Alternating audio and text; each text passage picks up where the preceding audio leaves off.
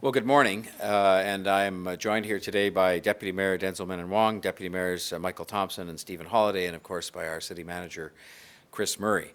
And it's an occasion to say a few words on a very sad occasion for the city, which marks 1 year ago today when the city was shocked by a senseless act of violence. The pain of that awful day continues to be felt by everyone who loves this city.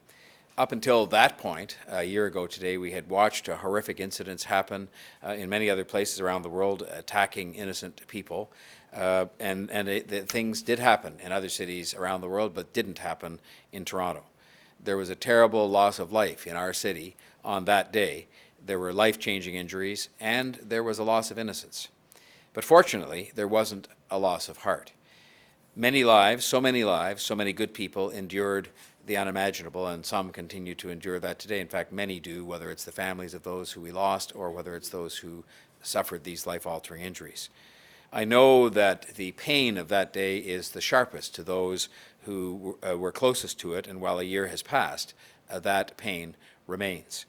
I know that pain is especially felt by the families of the 10 innocent people lost in this tragedy and the 16 equally innocent people who were injured, some left with injuries that will last for the rest of their lives. Those are the people we will be thinking about today, all of us, those innocent lives cut short on what was a beautiful April day, and those other innocent lives forever changed, and of course the innocent lives of many others who were friends and family of those affected, their lives forever changed as well. Today, our city will gather in Mel Lastman Square in North York at 1:30 p.m., and it is part of a day of commemoration that will take place, including other events at 6 o'clock tonight up at near Yonge and Finch. And it will be done to honor the memory of those who were taken from us by this cowardly and deliberate attack. Viudis Renuka Amarasinghe, Andrea Braddon, Geraldine Brady, Sohee Chung, Anne-Marie D'Amico, Mary Elizabeth Betty Forsyth, Chul Min Eddie Kang, Ji-Hun Kim, Munir Abdo Habib Najjar, Dorothy Sewell. We will never forget those names.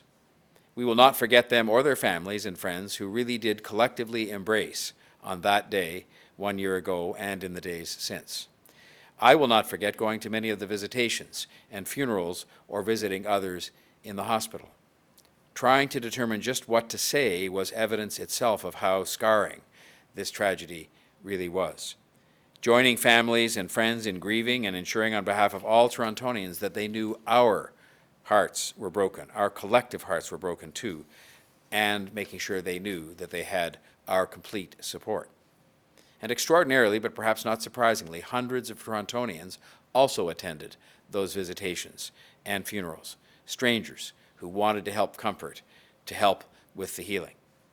This unfathomable loss of life left our city in mourning. We are a strong city. We have endured sadness before, but this was a tragedy the likes of which we've never seen before. As mayor, I want to acknowledge the first responders who answered the call that day. Toronto Police, Toronto Fire, Toronto Paramedic Services, TTC Special Constables all rushed towards the danger that day. They rushed towards the danger and did what they do best. Our hospital personnel were in place, ready to receive the dying and the injured. They're heroes every day, but on that day they were absolutely heroes. All of those professionals were there in our city's hour of need, courageously, completely, compassionately, and for that we will always be grateful. Many frontline services from the 905 also rushed to help that day, and for that we are also thankful. And of course there were many ordinary citizen first responders, if I can call them that, who did what Torontonians do when tragedy strikes. They help out in any way that they can. They came forward selflessly and helped in that moment that tragedy struck. And in many cases, they are still suffering some of the after effects, as are the professional first responders from the experiences they endured on that day. But we're forever grateful to them for responding as Torontonians would to something that happened a year ago today.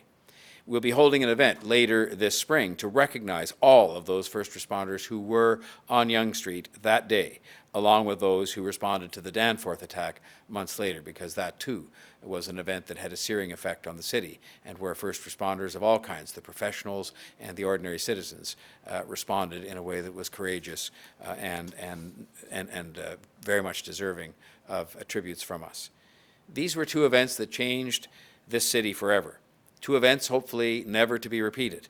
I know the toll that tragedy can take on those who are there at the time or in the immediate aftermath.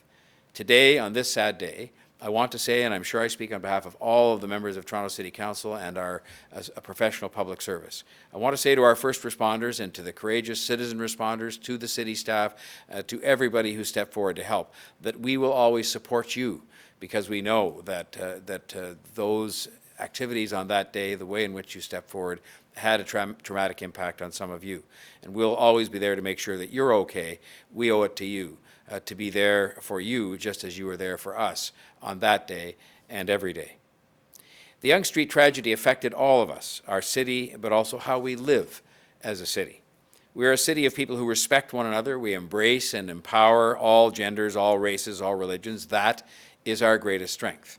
And that's what we saw in response to this attack. We saw people from all walks of life running to the rescue of those in need and offering to help in the aftermath. We saw people of all faiths gather to mourn and to provide comfort to those who needed it so very badly, and many of whom continue to need it and who continue to receive support, as I know we will see today. We saw our city united against evil and dedicated to healing and to love. I saw a calm resolve in the faces of so many in the days and the weeks that followed. Indeed, in the difficult, sad, and deeply troubling moments right after this tragedy happened, I told the media that this did not represent who we are or how we live, because that was then, and it remains the truth today. We proved that in the days and months after, as the city itself began a healing process initiated by people who love the city, people in the local community, people who treasure our way of life. As we mark 1 year since the Yonge Street tragedy and proceed with a process to find the proper way to permanently memorialize the victims, I hope we will rededicate ourselves to the Toronto that the world sees. It's not perfect, but it is something that continues to represent a beacon of hope for many people from around the world. Though the healing process goes on, we began to heal fast, and we will be stronger because we have worked hard to make sure that love and acceptance remain at the center of our city's very being, not the polarization and division that we see in so many other places. Bien que le processus de guérison se poursuit, nous nous sommes rétablis rapidement. Nous sommes plus forts parce que nous avons travaillé dur pour nous assurer que l'amour et l'acceptation demeurent au centre de notre ville, et non la sectorisation ou la division que nous voyons tant que nos nombreux endroits dans le monde. In essence, that is what makes us a beacon of hope for people here and around the world. The embrace we offer to each other every single day, not just on days of tragedy or celebration. I hope that in that Toronto way we will see that again today, that we will continue to gather each year, yes, to honor the victims of the Yonge Street tragedy most particularly, but also to remind ourselves of the strength and of the heart of our city that we must always keep as the envy of the world. I'm happy to answer your questions if you have some today. Mayor Tory, has your thoughts changed on how the Transform Yonge plan should play out, after this tragedy happened?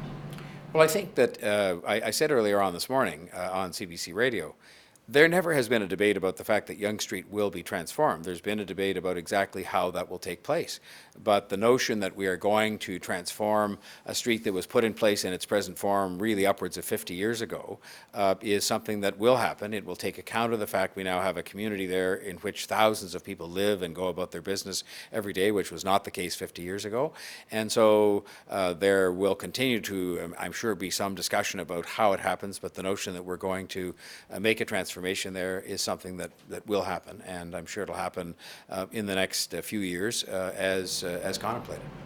Mayor Tory, when similar incidents have happened elsewhere, the local politicians and the law officials have seemed to make it a priority that they explain why to the public as soon as possible.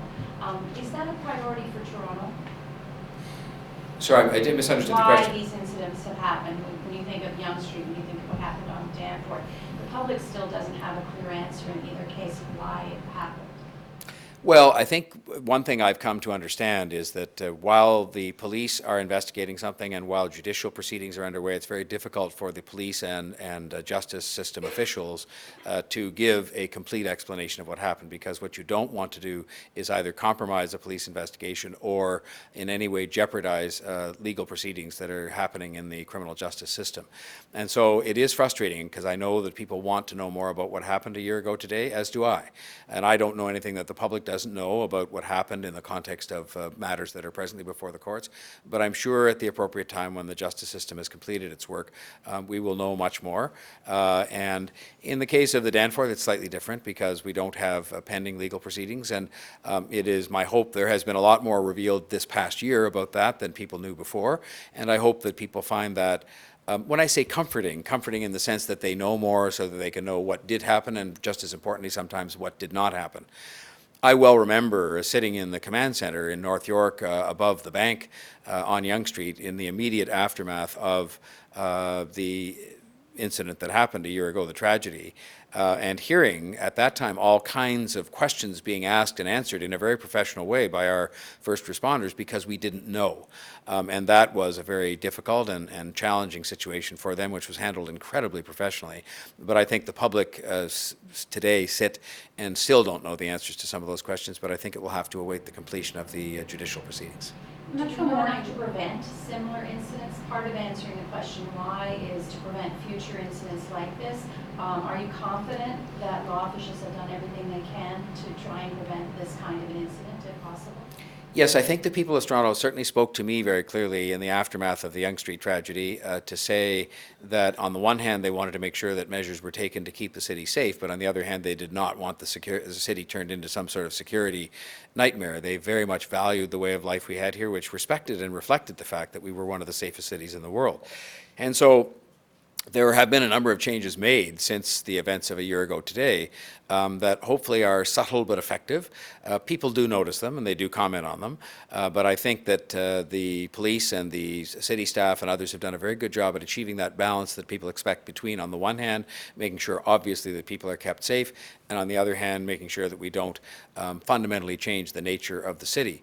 And I think that that's been done quite well, and there are obviously more things that we're looking at even around this building and places like that that are, in some respects, in response to events that have happened in the city that, as the police chief would say, it wasn't a matter of if they were going to happen, it was a matter of when, just because we are a large global city.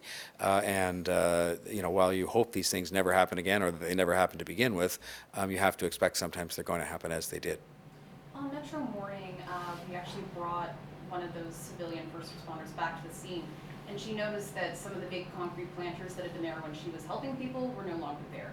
Are those the type of things that the city should be speeding up to get some of those, Vision Zero style safety features back in areas like that?